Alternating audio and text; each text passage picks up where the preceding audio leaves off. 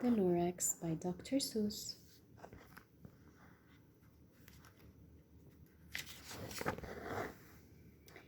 At the far end of town, where the grickle grass grows, and the wind smells slow and sour when it blows, and no birds ever sing excepting old crows, is the street of the lifted Lorax.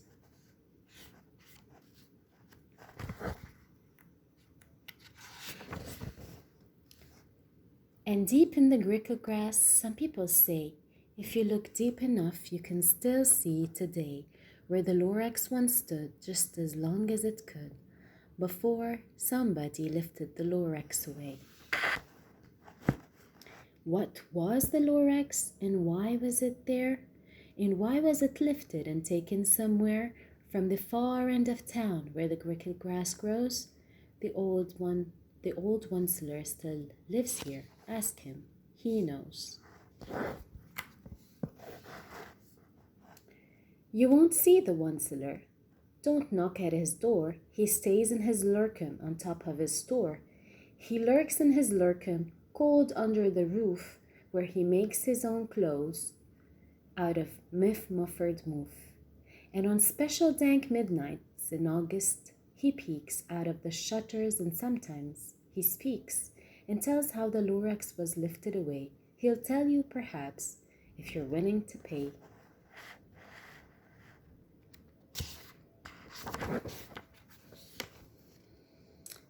On the end of a rope, he lets down a tin pail, and you have to toss in 15 pence and a nail, and the shell of a great-great-great-great-grandfather snail.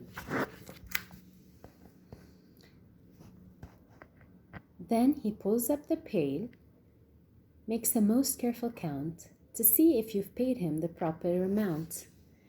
Then he hides what you paid him away in his snub, his secret strange hole, in his grooveless glove. Then he grunts, I will call you by whisper my phone, for the secrets I tell you are for your ears alone.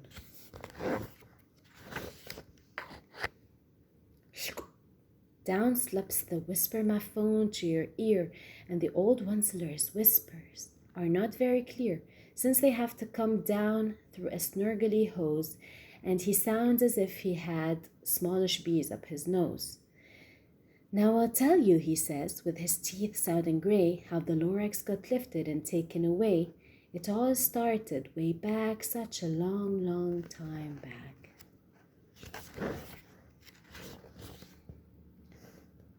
Way back in the days when the grass was still green, and the pond was still wet, and the clouds were still clean, and the song of the swoomy swans rang out in space.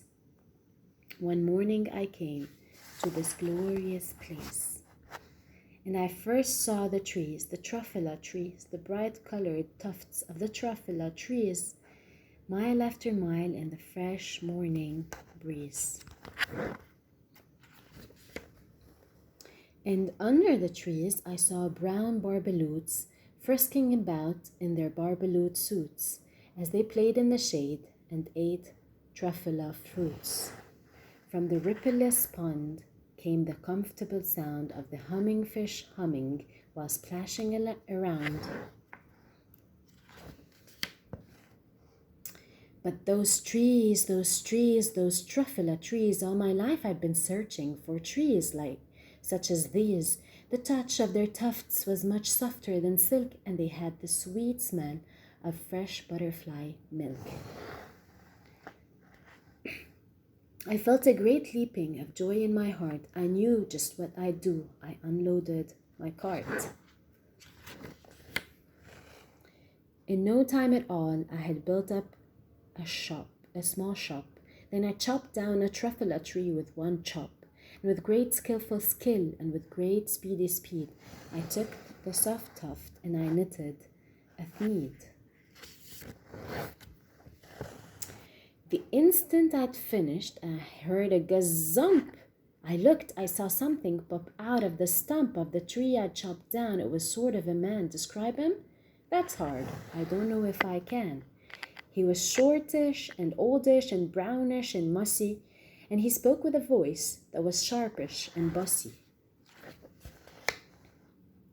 "Mister," he said, with a sawdusty sneeze, "I am the Lorax. I speak for the trees.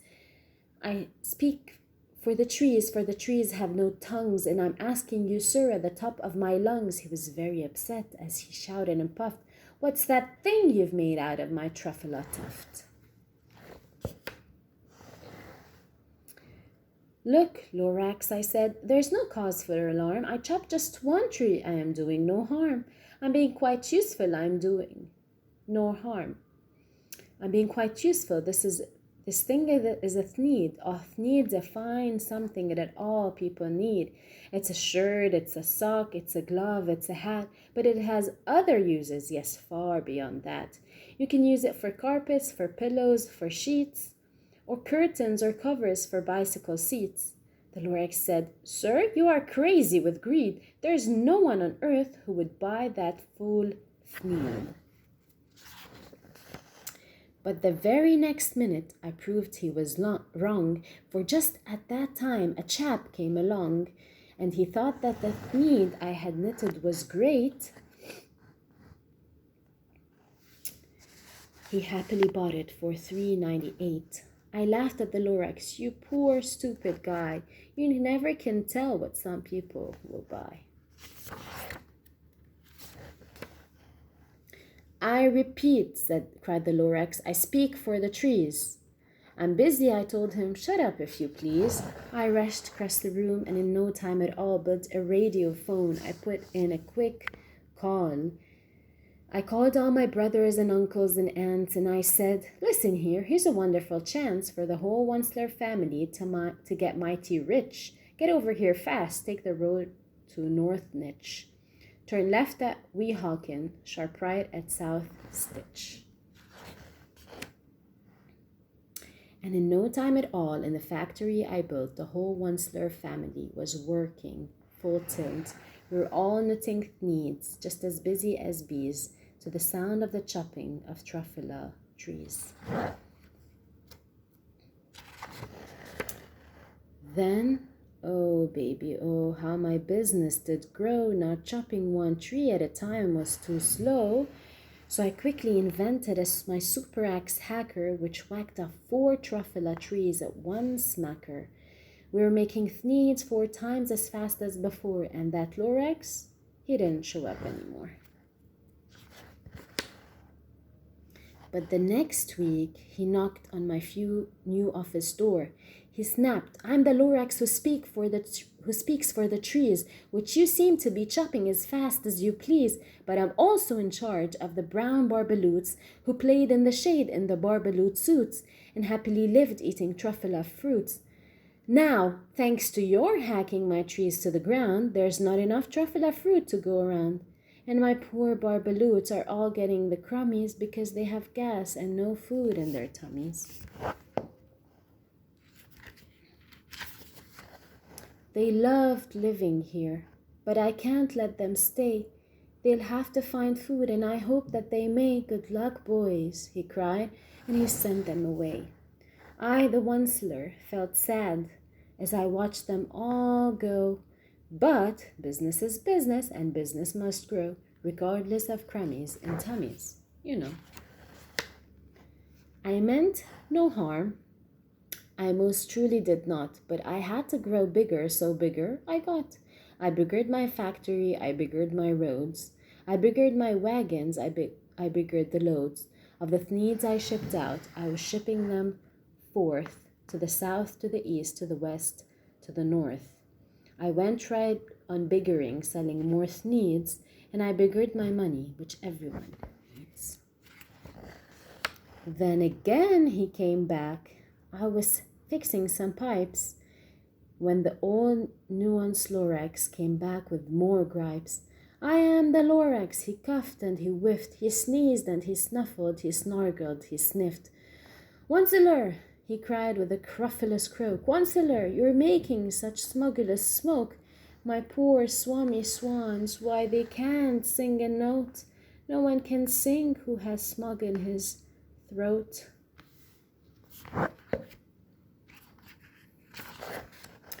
And so, said the Lorax, please pardon my cough. They cannot live here, so I'm sending them off. Where will they go? I don't hopefully know. That they may have a fly for a month or a year to escape from the smog you've smugged up around here. What's more, snapped the Lorax, his dander was up, let me say a few words about Gluppity Glup. Your machinery chugs on day and night without stop, making Gluppity Glup also Schluppity Schlup. And what do you do with this leftover goo? I'll show you, you dirty old Onceler man, you.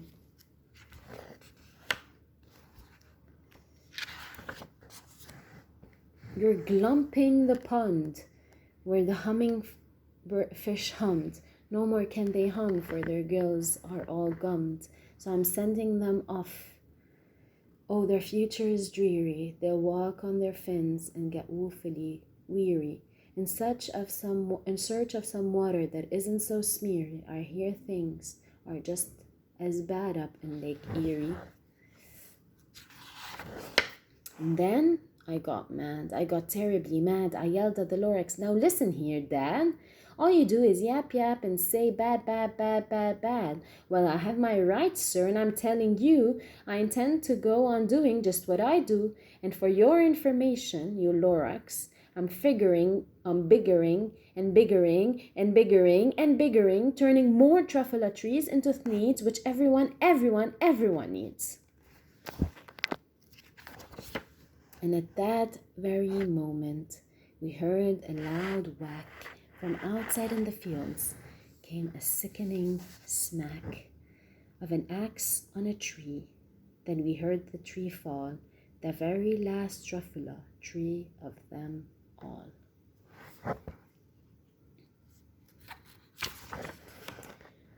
No more trees, no more needs, no more work to be done. So in no time my uncles and aunts, everyone, who all waved me goodbye. They jumped into my cars and drove away under the smoke-smugged stars. Now all that was left neath the bad-smelling sky was my big empty factory, and the Lorax and I.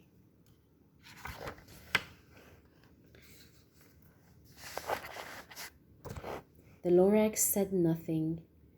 Just gave me a glance, just gave me a very sad backward glance as he lifted himself by the seat of his pants, and I'll never forget the grim look on his face when he hoisted himself and took leave of this place through a hole in the smog without leaving a trace. And all that the Lorax left here in this mess was a small pile of rocks with the one word, unless, whatever that meant, well, I just couldn't guess. That was long, long ago, but each day since that day, I've sat here and worried away. Through the years, while my buildings have fallen apart, I've worried about it with all of my heart. But now, says the Onceler, now that you're here, the word of the Lorax seems perfectly clear. Unless someone like you cares a whole awful lot, nothing is going to get better. It's not.